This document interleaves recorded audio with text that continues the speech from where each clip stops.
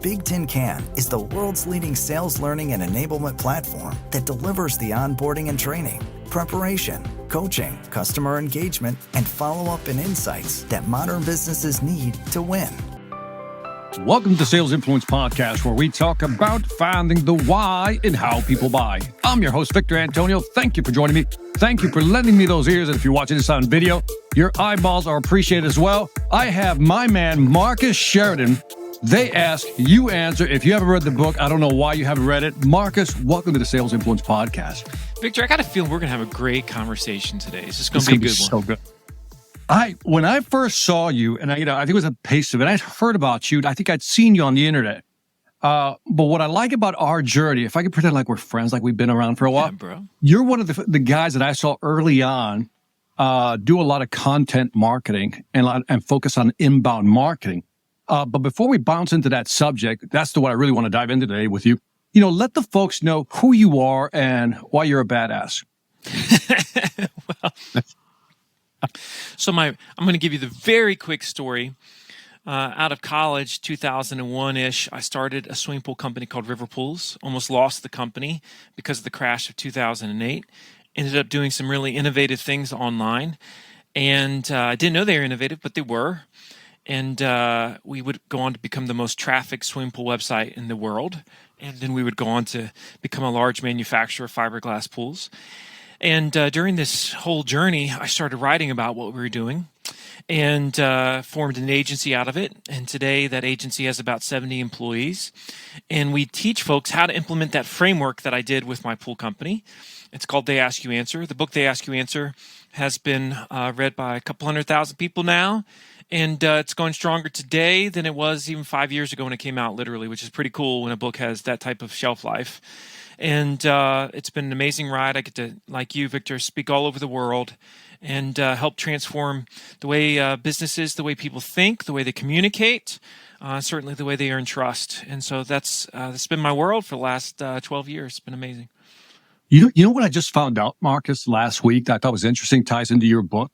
That when you're familiar with Cialdini's book Influence, right? Yeah. Mm-hmm. Did you know this, that in the first 5 years, they pretty much dropped the book because it didn't do anything. And then after 5 years, it just took off. It just blew up, man. And so what is it, 30 years later? So well, that happens. I think it's for your book. That happens. I think it was Moby Dick that was like he never saw the fruits of his labor with Moby Dick, right? It was like, it's just really weird how certain, it's like, I really actually believe anybody can, not anybody, but with the right marketing behind you, anybody can launch a bestseller. The question is, can you produce a book that is built to last more than 3 or 4 years? And truth is, most books aren't designed or written that way, right? And so that's, to me, is like the mark of a great piece of work is, are people still reading it in 5 years? Is it still selling? Is it still bringing value to the world? Because that's what I'm obsessed with, like evergreen type of content. I love that. And by the way, your book is made by Golden Shelf, man. So you don't know what the Golden Shelf is. So every 6 months I purge books. I'm the guy with the smallest bookshelf. You know how everybody brags they got 1,000 books behind them? I don't take pride in that. I take pride in just narrowing it down to the ones that I know I can just reach. Know what page basically to pull up, open, look at it, and that's going to help me. And so your book, it was mind blowing. But what I loved about the book is I found myself going, yeah, that's right. I do that. Oh, I didn't know that. Okay, I need to do that. And there were so many takeaways. And I love the fact that you came from, you're a business owner, right? Still a business owner. And then you wrote the book, after you've had those experiences. Let the folks know, why they should buy the book and what's in there. Like, who should read that book, Marcus? Well, really what the book is, They Ask You Answer, it's a framework on how you can use the internet mainly to become the most trusted voice in your space. And specifically, we teach there's 5 subjects that every buyer, you, me, anybody that's listening to this right now, 5 subjects that we research before we reach out to a company, before we engage. We call those the big 5 in the book. And then we teach you in the book how to address those 5 subjects that are generally, from a business's standpoint, sensitive subjects like cost and price, especially if you're a B2B service-based business, or things like talking about the competition. How do you do that? How do you compare stuff? How do you do open and honest reviews where you talk about the good, the bad, and the ugly? Right. So there's lots of these subjects.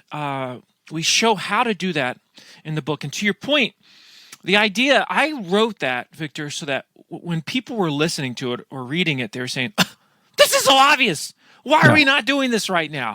That's what I've been thinking for a while. That's exactly what I would want if I was the buyer, right? Like, that's what we wanted them to think and feel. And I think that's also, to me, that's a sign of what great communication looks like, especially, if you're a salesperson, right?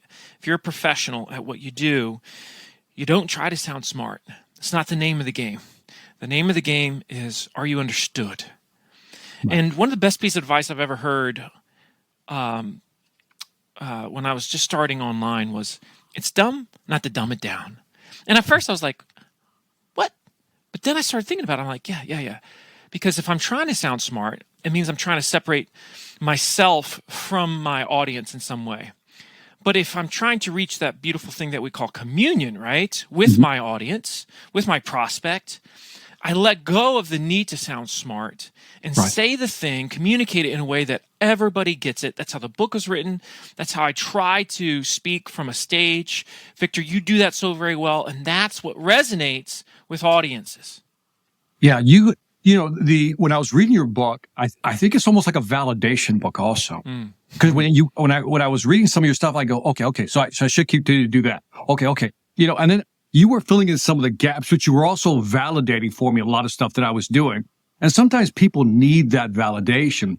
By the way, I love this. It's dumb not to dumb it down.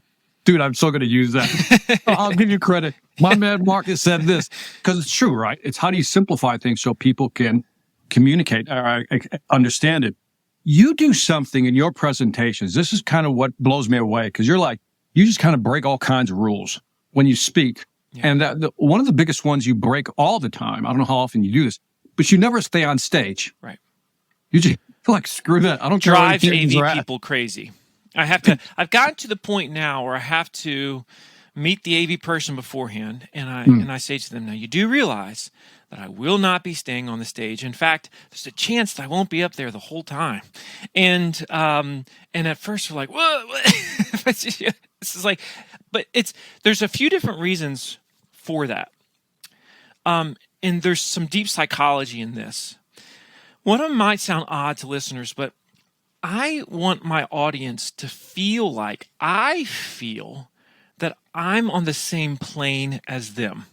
In other words, that I'm no smarter than you. I'm not looking down on you, that we're walking this path together. So that's one of the first reasons. Second reason, the more distance there is between a communicator and an audience, the less chance we have to make great impact. For example, in the sales world, right? They've done studies on this. It's nothing new to anybody that's in the game, but if I said to you, what's higher, the closing rates in the kitchen or the closing rates in the living room?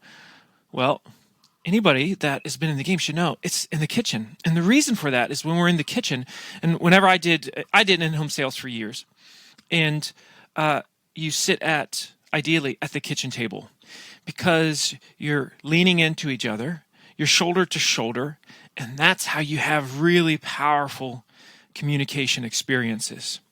And the same thing when you're on a stage, oftentimes they put the stage so far back from the audience is that you can't have that magical moment. Brene Brown has something that she does. I do the same thing. I really love this mindset, which is I always tell them to keep the house lights on as much as possible. Don't turn them down. I don't want them to turn them down. Why? Because I need to be able to see their eyes. They need to be able to see mine. I need to be able to see their name tags, because when I go up to them, I'm going to make deep relationships, because I'm going to call people by name. I have to be able to see their name tag. And so that's why the house lights stay on. It's not about the slide deck behind me. It's about the communication we're having as a group in that moment, right?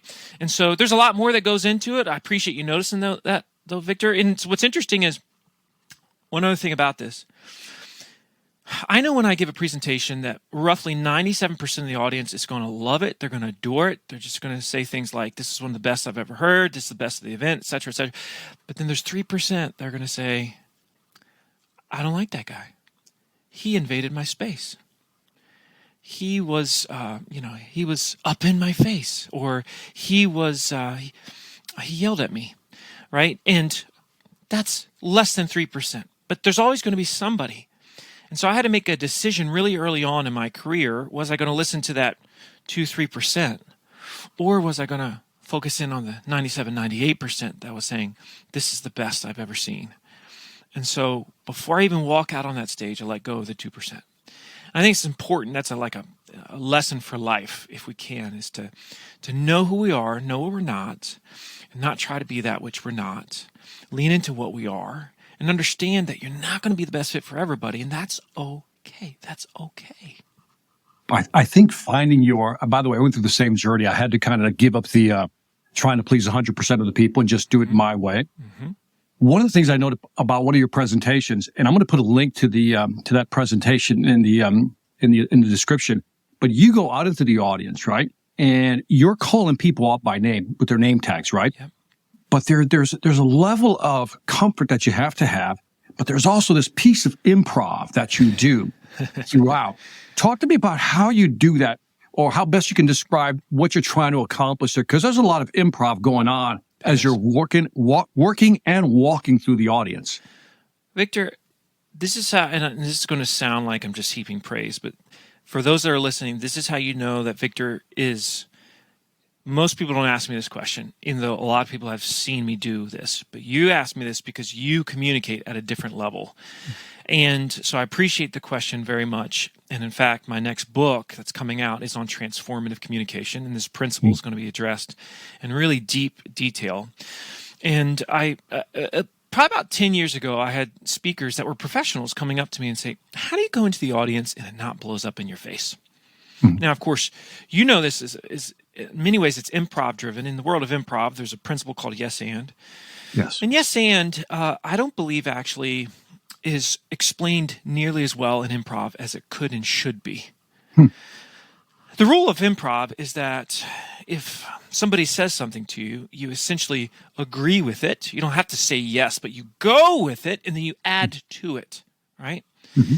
And so yes and, though, if you take it a step further, is this ability to take anything that happens in the moment and use it to move towards the goal, not away from it or not sideways from it. So if somebody understands yes and, if a cell phone rings in a meeting, the presenter doesn't even look at the cell phone. They don't even acknowledge it, because then you're giving the cell phone energy, right? Somebody walks into the meeting late in the office. You don't stare that person down. You just go like they're not even late, because you don't give energy to the negative thing. So that's part of the principle of yes and. But yes and is also, no matter what anybody says to you, you know, and the great salespeople are like this, you know how to take what is stated and turn it into a positive, turn it into a good thing, right? Yeah. And so there's different examples of this. Can I share one, like maybe the best example of yes and I've ever had? Dude, you can share whatever you want, man. That's why you're on here, man. Go for it. So I want you to imagine the scene with me, everybody. All right, I'm gonna walk you through this, because this is a test for everybody that's listening. By the way, I'm going to pause you. By the way, if you're not watching this on video, Marcus is standing. He's shifting his weight. He's getting into it. Go, Marcus. Yeah. So I am with 500 pharmacy store owners. Okay, and I have just completed the section of my talk where I teach about discussing cost and price on your website. And at the end of this segment, I say to everyone, so based on that, is it possible that you talk a lot more about cost and price on your website? And generally, after this, 100% of the room says yes. Everybody's like, yeah. But on this particular occasion, everybody's saying yes. But one person in the back of the room stands up, which I've never had happen before. Mm-hmm. Keep in mind, 500 people in this room, jam-packed. He stands up and he says, as he's standing with his fist raised in the air, but you don't understand. And I'm thinking to myself, oh, wow, we got us a live one here, right? And everybody in the room is quickly just shocked because this guy's yelling from the back, but you don't understand. Mm-hmm. Now,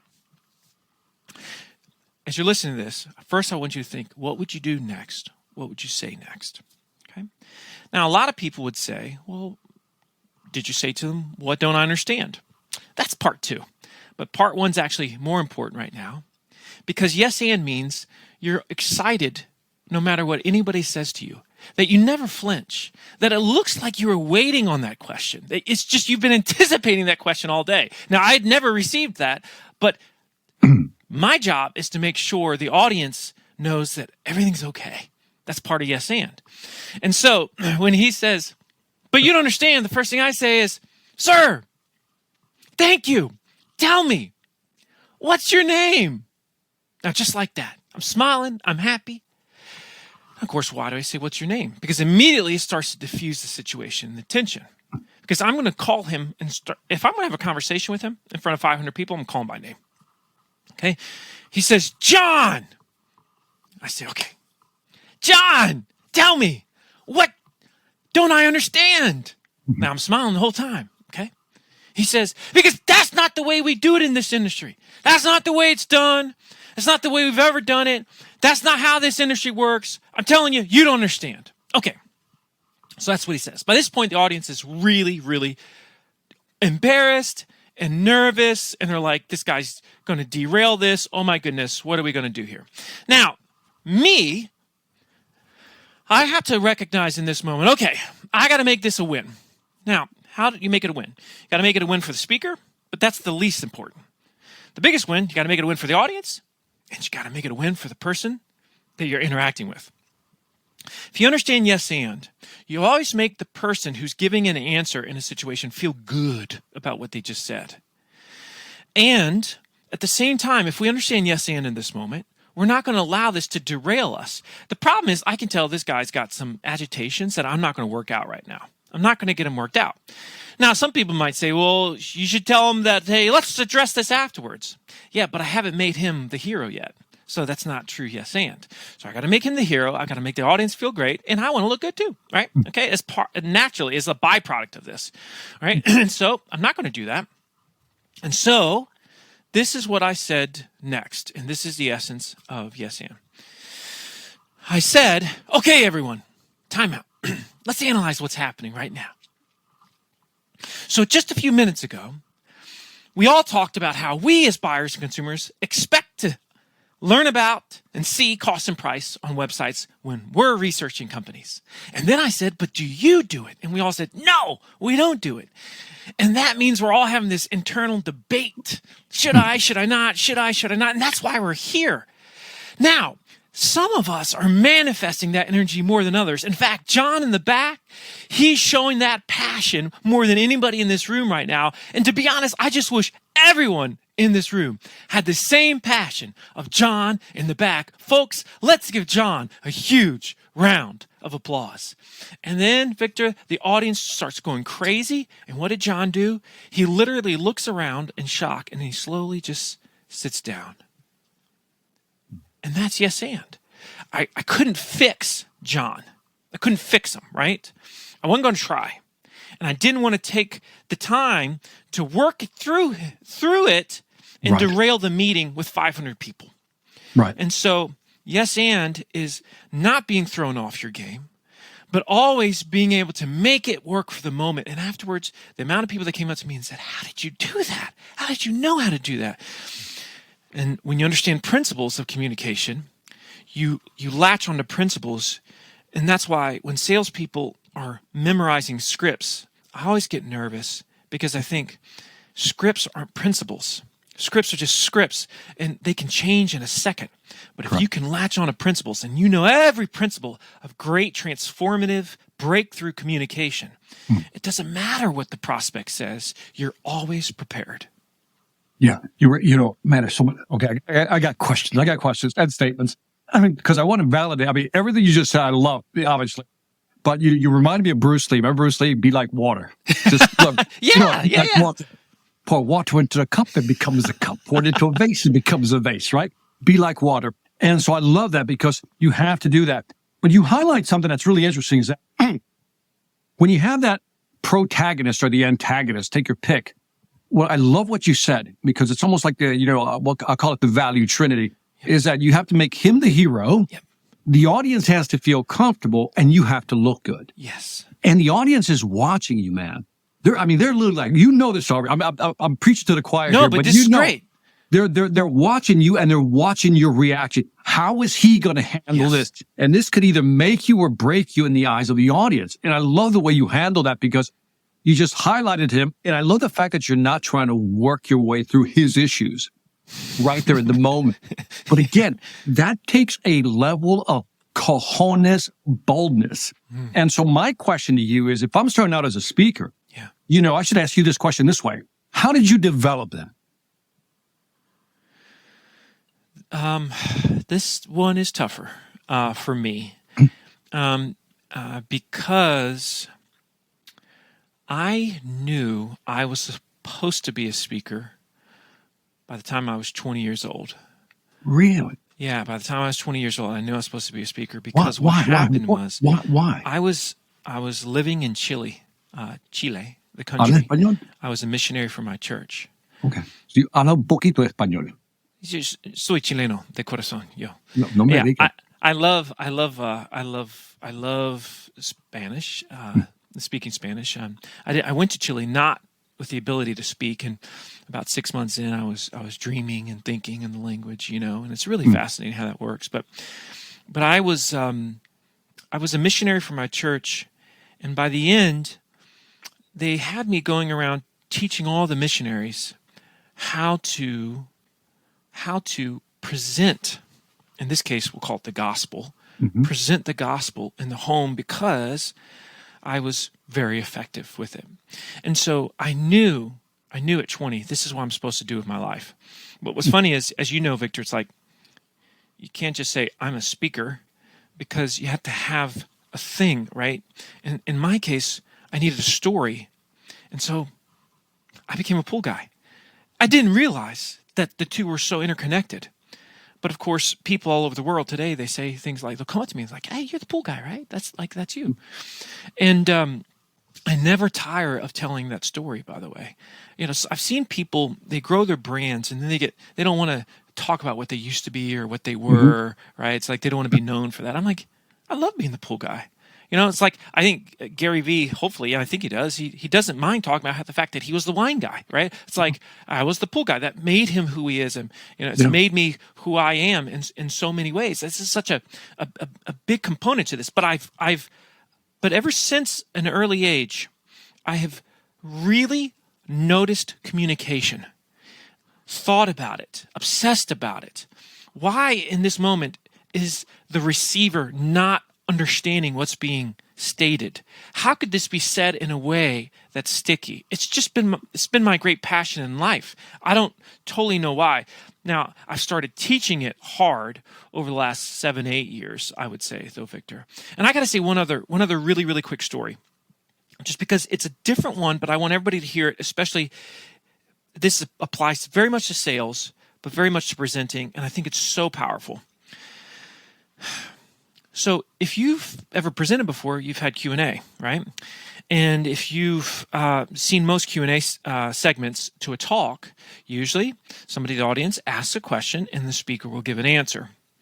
Well, one time at the end of, I don't know, just some keynote, I was doing Q&A and this one person says to me, Marcus, man, this is so great. I got so many ideas. Where do you think I should start? Like, what do you think I should do first? Now, here's reality. 99% of all speakers are going to say, okay, here's what I think you should do first. The problem, though, is if I say that in that moment, who's the hero? I'm the hero. And so that's not the goal. The goal is to always make your audience the hero of the moment. And so in this moment, here's exactly what I said to the person. We'll just call him Jeff. I said to him, Jeff, I'm going to give you an answer, but I see your passion. I've seen you taking notes today. My sense is your gut is telling you what you should do first. So you tell me what you're thinking, and then I'll tell you my thoughts. He said, okay, well, I'm thinking I should do this, and this first. And of course, I came right back and I said, and that's exactly what I would have said. Folks, let's give Jeff a round of applause. Now, it didn't really matter what he said. I was going to say that because this was his impression. This was his thoughts. I could tell he was totally into the moment. He was gleaning information. And so and I'm only a catalyst of this change, but he knows what he needs to do. And so he had the right answer. And so instead of making myself the knowledgeable expert in the room, we celebrated him. And that's how we closed the Q&A, with everybody clapping for Jeff. Now, how often do you see everybody in a room having a huge round of applause for an audience member during Q&A? Rarely ever happens. Why? Because the speaker's the hero. No, I just want to emphasize, because I think people misconstrue this, that you're telling him what he wants to hear, right? But that's not what you're doing, really. No, this is different. I knew, because I did notice, like you notice your audience so much, Victor, right? I'm noticing the audience. I saw his energy throughout. I saw his note-taking. I saw his passion, right? So clearly, if he had a crazy wrong answer, I was going to speak up and say something. Right. But what he said, I knew was right because that's what his gut was telling him. And so that's why I said, and that's exactly what I would have suggested. Yeah. Let's give Jeff a huge round of applause, right? Because now it's like, this is attainable for all of us. You don't need the guy on the stage. I am capable of this. And when you empower an audience like that, and they feel like, this is within me, that's where you inspire change. If I speak somewhere and somebody says, man, that guy's a genius, that means they think that the level that I'm at is unattainable to where they are. It's like, no way I could do that. Right. That to me is a fail. Here's what I want to hear. This is so obvious. This is so simple. Yeah. Why are we not doing this? Those are the statements that we want to hear. There's a subtlety in what you've done also. It's real subtle, is that because you made him the hero, the social distance between the audience and that kid is so much closer that they identify them. Not that they don't identify with you, but the social distance is so much closer to him. They go, oh, if he can do it, I can do it. You nailed it, Victor. That's exactly the subtlety right there. You know, you do something else in your presentations, I think is personally, again, it's brilliant in its simplicity. And that is you block objections early before you even get into your presentation. Dude, you're saying things I'm like, this guy, yeah, he just gets it, man. Nobody asked me these questions. What you did this one presentation, and I think you divided the room in half. Now, half of you are going to be excited about learning new stuff. Half of you might have your doubts. Obviously, you go into much more detail, and you spend about 2 or 3 minutes. But I go, look what he's doing. He's just preparing. You know, he's just tilling the field before he starts planting seeds, right? My goodness. And you do that so well. Speak to me about blocking objections or resistance from the stage, because you said something very subtle again earlier. You said when you started, your passion for communication was becoming known to you, so to speak, that you're trying to figure out what makes people more receptive. How do I prepare them? How do I make it more sticky? But sometimes it's not making it about sticky. It's about opening them up to be able to receive the information. And I think the way you block objections is a clever way of doing that. All right, folks, as you're listening to this, I've probably been on 1,000 podcasts. Nobody's ever asked me that because they didn't observe that. And this is fundamental to the way that I present and certainly the way that I sell. So again, if you're listening to Victor, this is why you listen to him right here. This is why, because he asks questions that I've never been asked before. So the principle that you're talking about right now is what I call vanguarding. And just to give you the historical reference point on this, the vanguard was the part of the Roman army that went into battle first. And when they went into it, they formed a V, all right? And it was almost like an arrow of people going in to battle first. That was your vanguard. And so there's a phrase that I believe so much in, and here it is. The greatest way in life to resolve a concern is to address it before it becomes a concern. And that's what vanguarding is. It's knowing what the problem is going to be or what the exit doors are going to be in their mind and getting in front of those, closing those doors before they have a chance to even open them. So, for example, one of the major vanguards I have in every single talk, presentation, etc., is what you just heard Victor mention, which is this is nice, but you see, Marcus, we're different. You see, everybody likes to think we're different. And because I know that we naturally think this as humans, I need to go into the presentation and I need to get rid of that before they're allowed to say it. I need everybody to agree that they're not different. And so I will take the time at the beginning of the presentation to say something like this. And I'll even do it just like we talked about, but I'll say something like this. My fear today, Victor, and let's say you were in the audience. My fear today, Victor, is that you hear this and you say, well, that might have worked for you as a pool guy in Virginia, Marcus, but you see, here at my company, Victor Antonio Inc., things are, go ahead, Victor. Victor Different. Says, different. And I say, that's right. By the way, I just want to pause you because you could crack me up. The way you started out, it's just brilliant. It goes, my fear is. Yes. Because people are naturally go, well, what is your fear? Yeah. Clever. Yeah. So I say that. And then what happens is, I choose somebody in the audience to say the word, we're different. Right. And then I'll say this. Now, you are different, Victor. But let's analyze this further. If I said to you, is trust fundamental to your business in 20 years? What would you say? No, it's not different. It'll be the same. Yeah. Trust is fundamental to you. Today, tomorrow, 20 years, trust is never going to go away. It's never going to go away. And so the one thing that all of us in this room have as a commonality is we're in the business of trust. And I'll point at people. Are you in the business of trust? They'll say, yeah. Are you in the business of trust? They'll say, yeah. So can we agree that we're all in the business of trust? Or say, yeah. Okay, great. Now, so here's what you have to do today. Today, I'm going to show you how you can become the most trusted voice in your space.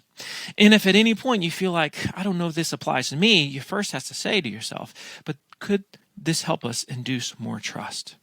Wait. I got to stop you because this is so good. So, okay, audience, notice what he did, because it's like if you don't really pay attention, they'll just right by you. First, he gets you to buy into the word trust, right? Yep. And then he says to you, don't we want to be, what'd you say, the trusted voice in our industry? Yes. Brilliant. Yes. And that's what we're going to focus in on. By the way, again, you do this because it's natural, you've worked on it, but just that cadence, that sequence of what you just did, right, is brilliant, because it's like you set them up, the Vanguard, right? Yep. And then you set them up for, everybody has to agree, we want to be the trusted voice in our industry. Yep. Well, then we can agree. And then you take them from there and everybody's on board. I love that, man. It's subtle, but it's powerful. Yeah. And at the end of that entire segment, I say, so can we agree that whether you're a B2B, B2C, service, product, local, national, mom and pop or corporation or nonprofit, that today we won't come from a place of we're different, but rather we're all going to come from the same place, a place of trust. If you can agree that you're not going to come from that different place today, everybody please say yes. And then the audience says yes. And now, you see, the first couple of years of presenting, I kept getting people come to me at the end, Victor, and they'd say, Marcus, this was great, but how does this apply to me as a B2B service-based business? All right, if they're saying that, who's it on? It's on me. You're now, right. Granted, there could be some people, there are some people that no matter what, you're not going to be able to break through because they have But I love what you just said, though. It's on me. It's on me. A lot of presenters don't understand it. It's That's on right. you. If the audience doesn't get it, it's not their fault. It's your fault. That's right. And you just made that statement, whether you're B2C, B2B, and you said service, product, local, national, mom, pop. It's like, I want to cover every single exit door here. Yeah. A label that they would give themselves as to why this doesn't pertain to them. And so each one is one of those exit doors. I've tried to identify all of them. I throw in their nonprofit too, because then they're going to think they're. So now everybody's like, yeah, I know that we have a commonality of trust. I know everyone's going to say that is fundamental to my business today, tomorrow, forever, right? Because it's a principle of truth. And so because of that, we're focused on that. And so later on, if somebody says, yeah, but Marcus, I don't think we should do that. We start, okay, I understand why you would think that, but let's first answer this question. If you found a way to do it, would it induce more trust? So we bring them right back again, and then they say, yeah, it would. Then it becomes a situation where we're going in solution mode instead of okay, there's this problem of I don't want to talk about that. No. Right. Would it induce more trust? Well, yeah. Okay. So now let's work from that point. I love it. In your book, if I may be so bold as to suggest, you got to have one chapter titled, maybe a little section titled, "Blocking Mental Exit Doors," because I love the way everybody takes for granted that when you say that, it's like that big deal. You just said it, right? B2B, B2C, global, local, mom, pop, the whole bit, right? But you had to really think about that line. You had to craft that line. I know you did, right? So one day you just said, I got to cover all these doors. And then you sit there, and then what you're doing is preempting that conversation later on, which saves you time. Preempt. The greatest way in life to resolve a concern is to address it before it becomes a concern. I love that phrase, closing the mental exit doors. Now, you also, there are several things, by the way, if you're listening or watching this, especially if you're listening to this, you'll notice that throughout his presentation, and it isn't a presentation, this interview, we're talking about speaking, communicating. You'll notice, even if you go back and rewind this, you'll notice Marcus's tone, velocity, speed, cadence continue to change throughout this. I think you've changed on me like 4 or 5 times already, easily, which I appreciate. And then your tone changes, and then you try to create visuals like the Vanguard, the V. You know what I mean? You try to bring this into the room. You also use something that I found, admirable, is that you use a lot of, not a lot, you use a smattering of self-deprecating humor when you're talking to people. Like your famous bald spot. I'll use that one as the light shining on your head. You say, hey, look at that, looks like a bald spot. And talk about using self-deprecating humor lightly, of course. You can't use too much of it, but you sprinkle it. But tell me about your strategy. What's your thought process when you do that, if you think about it? Yeah. And again, another great observation here. Everybody listening to this or watching this right now has been on YouTube. You saw a thumbnail, and immediately you didn't like the guy on the thumbnail. Why didn't you like the guy or the girl? Why didn't you like the person on the thumbnail? Like, what about them turned you off? You haven't started watching the video yet. And if you get to the core of this, it's because they presented themselves in a way where they thought in your mind that they were smarter or superior than you. So in other words, they had some type of arrogant pose that made them look almost condescending. And so this happens to us all the time. So we don't even click on the thumbnail because we're like, that guy looks like a jerk, right? That guy looks like he thinks he's the smartest guy in the room. Okay, so the same thing applies to presenting. If someone feels like you think you're smarter than them, they're going to quickly disengage, even if what you're saying is true. So all this stuff that we've been talking about, level planes, right? We're on the same path. I'm no smarter than you. So, I will say things like to the audience, I'll make statements like, after that cost price thing, and I'm just asking questions, I'll say something like, now this is the part of the conversation where you all say, I don't like you, pool guy. And so everybody starts to laugh because a lot of the people in the room were thinking it. They're thinking, what the hell is this pool guy telling me how to run my business? So it's knowing the elephant in the room and bringing it and making light of the elephants. These exit doors that we have in our head, and I'm so obsessed with them. And I'm thinking like they're thinking. So I love engaging the friction points.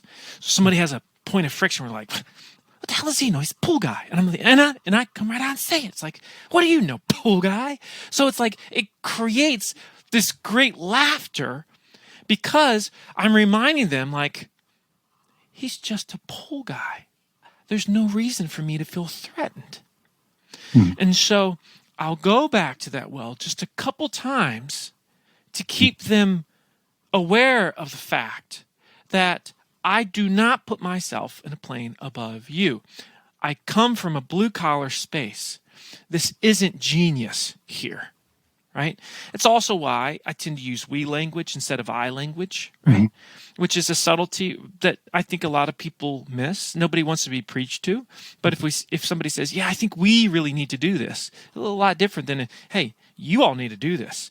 That's a very different conversation, right? So all these things puts us in this same boat, rowing in the same direction. I love the fact that, when I hear you speak, you use, I don't know the word, so don't be offended by the phrase, but it's almost like an all shucks language. You know what I mean by that? It's like, dude, I'm one of you, man. It's like, oh, shucks, man. I'm just like you, which is why I get the whole pool guy reference. And if you're wondering as you're watching or listening to this, does this apply to sales? In every way possible. One is what Marcus is talking about is how do you connect, communicate, engage with people? You talk about blocking all the mental exits so people don't run out the door. Okay, that's a speech, but sometimes within a sales presentation, they can mentally run out the back door as well. And on top of that, you talk about, the elephants are in the room. We know there's probably more than one elephant in the room. If we raise the objection, we control the objection. That's it. So it all ties in the sale. Now, I want to go back. I'm back to Chile for a second. You said at 20, you said, Vic, I think I want to be a speaker, but still, I didn't get it fully. Like, there's got to be some subtleties in there that said, you know what, I think I want to do this and I want to dedicate, a good chunk of my life to learning how to master this skill. Like, what got you to that point where you said, at 20, I want to be a speaker? Well, I think for me, it was one of those things where I went out with a group of people, fellow missionaries. They're all about my age, not 19 years old. And then 2 years later, we'd been separated the whole time. 2 years later, we get back on a plane and go home together. And we were sharing our experiences, and without me openly saying it, because we talked about who we were able to teach and the people that we were able to help bring into the fold, if you will. And I realized that I had, from a numeric standpoint, a stunningly high amount of success in terms of bringing people to the gospel. Right. Now, in that moment, what I was saying to myself is, why? Why is that? Right? That's the self-awareness side of look at it analytically. Just why is that? And as that occurred, I was just saying there's something that's happening here that I'm doing that others are not doing nearly as well. And that happened a few other times when I was in Chile. And that's also why I was asked to teach all these missionaries. And the more I was asked to teach them, and the more I was able to see that I kept doing things just almost like inherently, organically. They just were, I just saw it that way, but others weren't naturally doing it that way. That's when I said, well, why is this? And it wasn't an arrogance. It was just an understanding and knowing. And I think, one of the great keys of life, Victor, is really understanding what's our genius, what's our zone of genius. And it's unfortunate because in a lot of ways, I think society has torn down this idea of really owning what your genius is, because everybody wants to call, oh, that's arrogance. No. It's like there's a big difference between arrogance and saying, I realize that I have a gift here. This is what I have been given, just like my son has a gift with his hands. He can build things. He's really special. He gets it 100 times faster than I can. By the time he was 16, he was wiring entire garages. Okay, right? I can't do that to this day. I don't think I ever could. But what I realized that I have is I can, to boil it all down, I could explain complex things in simple ways so that everyone could understand them. That's the thing that I was doing. Complex things, making them simple to understand. And I've just rinsed and repeated that over and over and over again. And so I became a marketing expert. Why? Because I was talking about a subject that was called content marketing, but I said it in a way that was easier to understand compared to a lot of the people that were talking about content marketing. I used the phrase, they ask, you answer, right? That's obvious. That's simple. It's catchy. It's like, duh. Okay. So you're saying they ask a question I just answered on my website, right? Through text and video, right? Yeah, that's content marketing. It's like, oh, now I get it. Yeah. But everybody, if you hear me give a presentation, you won't hear me use the phrase content marketing because it's not relevant to the people in the room. I want to simplify it so easily. And by the way, when you simplify something, that's when it's spreadable. That's when everybody wants to share it with everybody else because they can now teach it themselves. The mark of a great teacher is how many of your students could then teach what they just heard to everyone else. A mark of a great salesperson is if you're working with a singular prospect, how perfectly could they deliver your message, deliver your pitch, whatever you want to call it, to everyone else in the organization? How many times have you lost a deal because they couldn't, because they screwed up the message? It happens all the time. Correct. So this is why I'm also into, to your point, Victor, phrases that you can put your arms around. So that's called vanguarding. Okay. That's called yes and. Okay. And those 5 subjects again are called the big 5. You said, yeah, that's the big 5. The overall framework is called they ask you answer. Oh, okay. I get it. So it's like everything has a really simple name. So this way it sticks. I love it, man. Dude, we're like, you don't understand. We're like brothers, man. You don't understand. Oh, I we're can see it. Like that because there's like this inverse proportionality rule that the more you can simplify it, the more you reduce fear. And that's what you're trying to do with your audience. By not saying content marketing, you make it simple and they go, oh, I can do that. That's reducing fear. Yes. And then chunking them with graphics and everything is very powerful because they can just grab onto these concepts. Now, I got to ask you a couple more questions and I'm going to let you roll, Matt, because I know your time is Man, this has valuable. been fun, by the way. Golly, Dad, I love people that research beforehand and ask questions that I've never been asked. And you've done I swear, I think you've done 4 or 5 already that I've never been asked. Dude, well, I'm telling you, as I'm listening to you, I hear myself. When I was reading your book, they ask you answer. I was like, first of all, when I first saw that title of the book, I'm like, what? But I do you, right? So I go, wow, let me buy the book because I really don't understand this title. I got to be honest. I go, I don't understand the title. And then I was having major forehead slaps as I was going through it. Like, of course, it's right there. So that's what I love about your book because there's a bunch of forehead slapping going on. But I think, what you're doing is exactly what you said. What you're saying is what you did in the book is that you said this isn't hard. It's really about consistency and just really listening. Take those 2 things. I wanted to ask you 2 questions up. You mentioned in one of your speeches, you mentioned Daniel Pink. You said something about the trough. People are going to jump into the trough. And I go, he's read the book when, and so, who are, and it doesn't have to be Daniel Pink, but who are some of the people that, and this is a tough question to answer, that you like, I don't want to say admire, it's too much, but people whose work you respect. Mm-hmm. Like there's certain people who, like Daniel Pink is one of those guys. He writes a book, I just buy it. Simon Sinek writes a book, he writes it, I buy it. Brent Adamson, sales, I buy it. Matt Dixon, same thing. Who are people that, you love their work and you have a high confidence that they always deliver? Well, the one that's had the biggest influence is no longer with us. But his work still lives on to me, just as applicable today as it ever did, is Jim Rohn. Oh, yeah. I just have a love. Dude, see what I mean? See what I mean? That guy's in my constellation of superstars, man. Yeah. Go ahead. I'm sorry. I have a love and adoration. If somebody said to me, "Who's your greatest mentor?" It would literally be like Jesus and Jim Rohn, like those 2 people for me personally.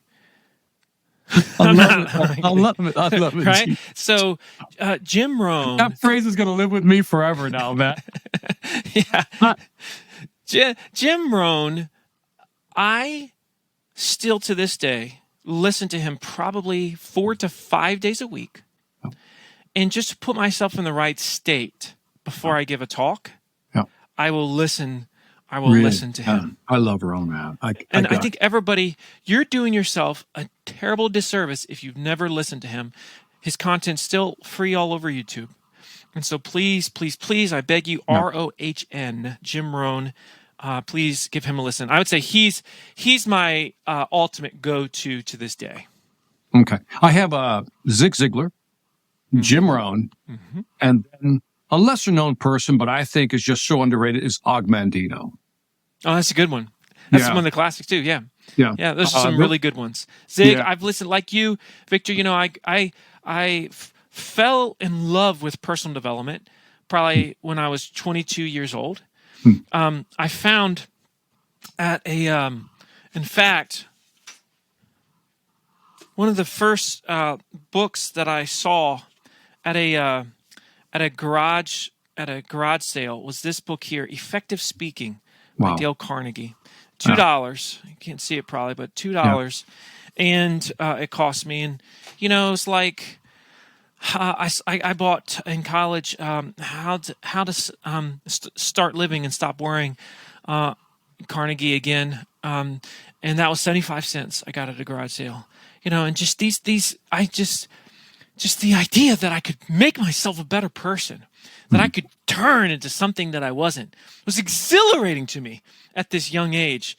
And just this passion just took over me. This is why I remember I was in university. I'm like, I got to get out of here.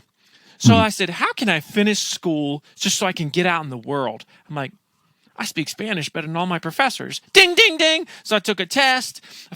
Took that clept out of 2 years of university. And then I hurry up and I graduated. And then I became a pool guy, right? But that was like perfect. It's exactly what I needed, which, by the way, career paths are very overrated because it's a story you create within the career that's going to ultimately make you what you are. Society teaches that backwards today. That's like, it's your career, it's everything. No, it's your mindset, but that's a separate conversation entirely. You can make magic whatever career path you're in, and you can really lead a fulfilled life in whatever career path you're in. I truly believe that. Speaking of career paths, I think it's interesting. I mean, I started out as an engineer, said, screw that, don't want to do that anymore. And it took me, I was so conditioned by the script. I'll call it the social script, right? Go to school, get the education, get the JLB, stay there Conveyor 40 belt, years. baby. That whole thing. Yeah. And I think they would, and one of the things I want to talk to you about is mindset and being an entrepreneur. Can you hit on that before we wrap this thing up? Just mindset and entrepreneur. Somebody's listening. They're not feeling what they're doing, right? You know what I mean? They're not feeling what they're doing. Give them a Marcus Sheridan. Here's what you need to think about speech. Well, I would say that the best decisions I've ever made as an entrepreneur were at my peaks of personal development. So your ability to grow something is going to coincide with where your mind, your state is at that time. And so I've had 3 or 4 seasons of life where I was just at really high peak performance from a learning perspective. And in hindsight, that's where I came up with some of the greatest breakthroughs. And what's interesting too is oftentimes you don't realize you have a breakthrough in the moment. It takes a little bit of time and you look back, it's like, wow, that was a breakthrough. I didn't realize when I was doing They Ask You Answer in the beginning, I didn't realize, hey, this is going to become this book that's been read around the world and it's going to change. It wasn't like that. And so you have to keep that in mind. One thing I would say too is the best modern book I've read for business and for entrepreneurs is anything from Jim Collins, but especially Good to Great, which I really adore Good to Great because it talks about hedgehog concepts. And hedgehogs is what's the thing that you can be the best in the world at without trying to be all things to all people? What's the one thing that you can really be great at? And so I made certain decisions in business that were huge for me. So when I started with my pool company, I wanted to be everything to everybody.